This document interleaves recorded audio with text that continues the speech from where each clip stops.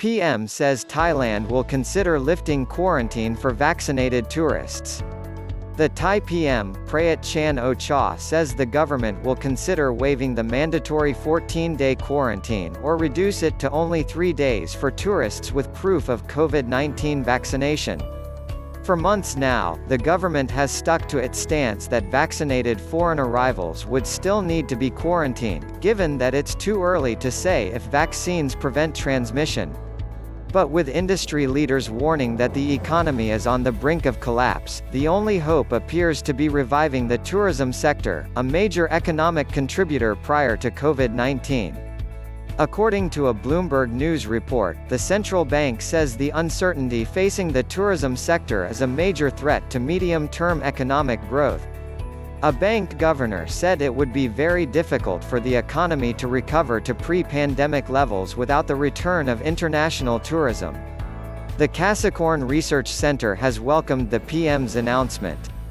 If this goes ahead as planned, it will be a big boost to tourism and economy. There is still a very high uncertainty on the economic outlook this year, pending all the issues related to the outbreak from local infections, vaccine rollouts and border reopening plan. Tourism officials have been pushing for Thailand to introduce a vaccine passport policy that would allow tourists to return from countries where mass vaccination programs are now underway. Meanwhile, Thailand has taken delivery of its first doses of COVID-19 jabs with the arrival of both the Chinese Sinovac and AstraZeneca vaccines. The national inoculation program has started, with frontline medical workers and other vulnerable groups first in line. The AstraZeneca vaccine will also be manufactured locally by Siam Bioscience, with production expected to begin in June.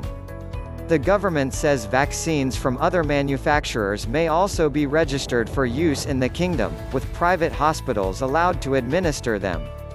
The PM says a number of other manufacturers have expressed interest in having their vaccines approved for use in the kingdom.